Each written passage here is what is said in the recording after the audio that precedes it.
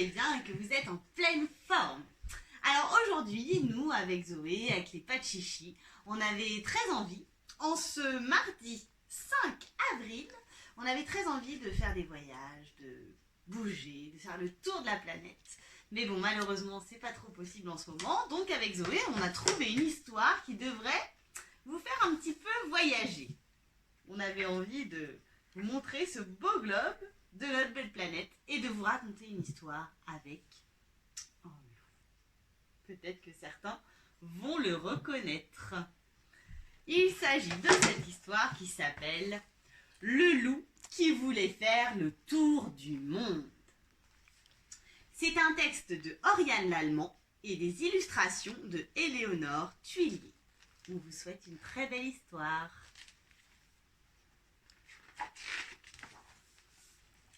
C'était l'hiver dans la forêt. Et le loup s'ennuyait à longueur de journée. Même ses amis ne savaient plus quoi faire pour lui. Un matin, il regarda dans son miroir et s'écria « J'ai trouvé! Je vais voyager, voir d'autres pays.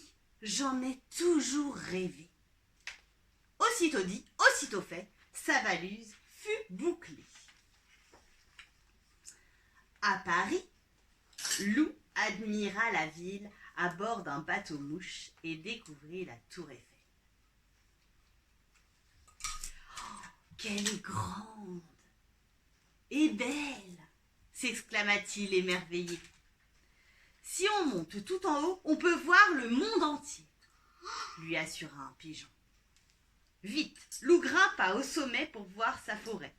Mais là-haut, il n'y avait que des toits à regarder et des pigeons qui rigolaient. À Londres, Loup visita la ville avec des écureuils fort sympathiques. Puis il se rendit au palais de Buckingham. « Je voudrais rencontrer la reine d'Angleterre, s'il vous plaît, » demanda-t-il au garde devant l'entrée.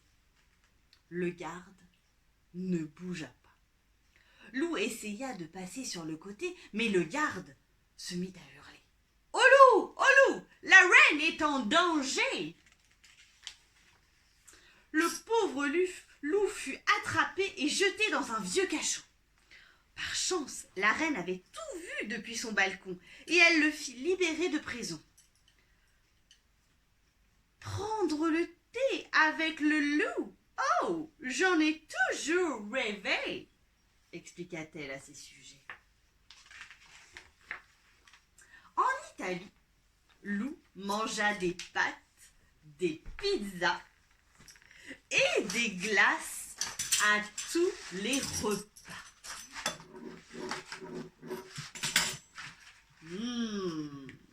Mamma mia!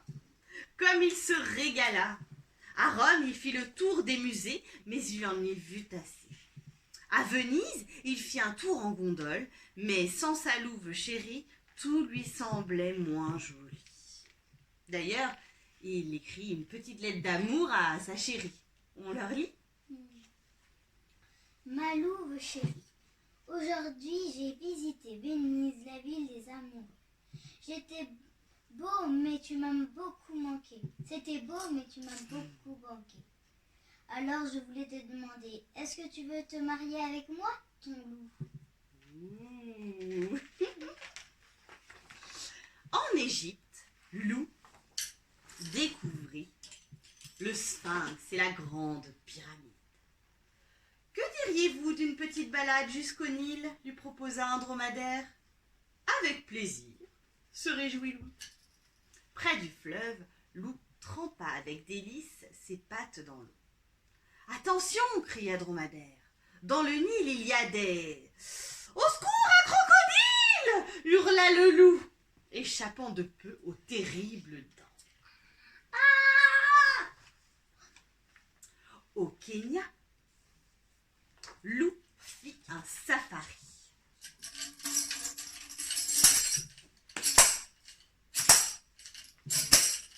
Au volant d'une Jeep, il partit à la découverte de la savane. C'était l'heure la plus chaude de la journée et les animaux étaient réunis autour de la mare. « Bonjour la compagnie, dit Loup. « C'est quoi ça ?» demanda le zèbre. « Je sais pas, » répondit l'hippopotame. « Une sorte de hyène peut-être, » suggéra le loup. « Mais non, je suis un loup. »« Un loup ? Sauf qui peut !» hurlèrent les animaux terrorisés. Et ils disparurent dans les fourrés, laissant le pauvre loup seul et dépité. Et là, quand tu as dit une sorte de hyène, peut-être, c'était pas sur Yalia un loup, c'était sur Yalia un lion. Un lion. Ah, suggéra le lion. Ah, je me suis trompée, pardon. Sur l'île de Madagascar, Loup vit des baobabs qui touchaient le ciel et des fleurs, des belles fleurs, aux couleurs extraordinaires. Mais sous l'eau, c'était encore plus beau. Loup nageait au milieu de poissons multicolores quand soudain,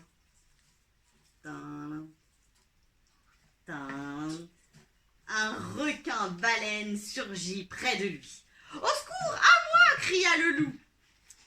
Sur la plage, un lémurien observait la scène. « Pas de panique, museau long, se moqua-t-il. Ce requin ne mange que du plancton. » Au Népal, Loup escalada l'Everest, la plus haute montagne de l'Himalaya. Ça va mieux.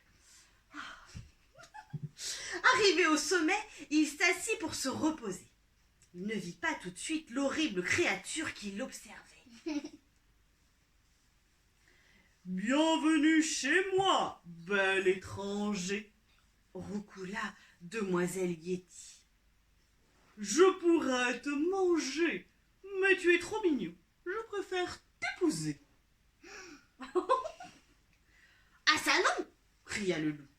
Et il prit ses pattes à son cou. Il dévala la montagne, traversa la vallée et le pays tout entier.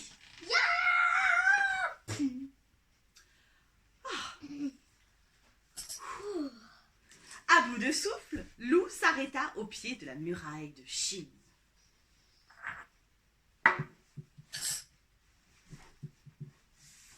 Il y avait là un grand panda qui prenait son repas.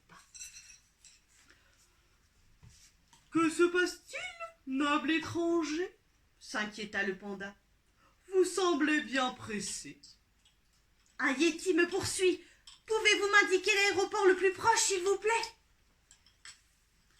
Avec plaisir, » répondit le panda. « You, sauvé du yéti !»« Mais avant cela, voulez-vous partager mon repas ?» Et il lui tendit un bol de riz. Loup était affamé. Il ne se fit pas prier. Loup fut ravi d'arriver à Sydney, en Australie. « Vite, mes lunettes de soleil et mon maillot de bain. »« Oui, vite, tiens ton maillot de bain. »« Ah, oulala, il est un petit peu petit, je crois. » Laisse-moi mes lunettes de soleil. Quand il se fut bien reposé sur la plage, il décida d'aller surfer. « Allez, mes lunettes. Mais je Il y a les plein trouve de pas. soleil. Elles sont là. » Ah, voilà. Faut dire qu'on en a plein d'accessoires aujourd'hui. Ben, Oh yeah. attends, j'ai mal aux yeux, là. Il décida d'aller Oh, yeah. surfer. Hélas, cela ne se passa pas comme il l'avait imaginé. Il aurait fini noyé si un kangourou ne l'avait pas repêché. Ouh. Loup arriva à Rio, en plein carnaval. Wouhou! Ta-ta-ta, ta-ta-ta-ta, ta-ta-ta, ta-ta-ta-ta. Tiens, plein d'autres. Il s'acheta un déguisement et partit à la découverte de la ville. Partout, il y avait de la musique, des couleurs, du bonheur. Wouhou! Loup se fit de nouveaux amis et dansa pendant des jours et des nuits. Quand la fête fut terminée, il fallut se rhabiller. Loup rangea ses plumes à regret. Jamais il ne s'était autant amusé. Oh, mais c'était bien quand même. Oh oui, Carnaval. c'était génial. À New York, Lou admira la statue de la liberté. Oh oui. Il se balada au pied des buildings et fit du shopping. Il choisissait un cadeau pour le gros Louis quand il entendit un cri tout près de lui. « Mon Lou, chéri, je t'ai enfin retrouvé !»« Ah ça non !» cria Lou, et il prit ses pattes à son cou. Wow! Oh là là là là. Lou traversa des plaines, des déserts et des étendues boisées. À bout de force, il s'arrêta devant un chalet et s'y cacha. Bienvenue au Québec, le salua un caribou. Lou s'endormit en un clin d'œil. Quand il se réveilla, il s'écria: « Oh, j'en ai assez de voyager. C'est décidé, je rentre dans ma forêt. » Lorsqu'il arriva chez lui, Lou poussa un grand soupir de satisfaction. Quel bonheur de retrouver sa maison! Il invita tous ses amis à dîner et se mit au fourneau. La soirée fut très animée. Il paraît même qu'il y a eu une invitée inattendue. Oh. Oh oh. Malou, je t'ai enfin retrouvé. Et voilà, fin. On espère que cette histoire vous a plu et que vous avez passé un bon moment. Peut-être qu'il est temps de mettre notre petite musique de fin. J'espère qu'on va mieux la chanter qu'hier. Parce que, dis donc, ça faisait longtemps et on n'était pas trop près en fait. Oh, ça y est. Grâce à vous les amis, on vit des aventures et c'est bien plus marrant que de faire des confitures. On raconte des histoires pour garder de l'espoir, rêver, partager et aussi s'amuser. Grâce à vous les amis, histoire des pachichis, et on vous dit merci. Et n'oubliez pas les blagues pour le mercredi des blagues. J'aime lire. Exact. À demain. À demain.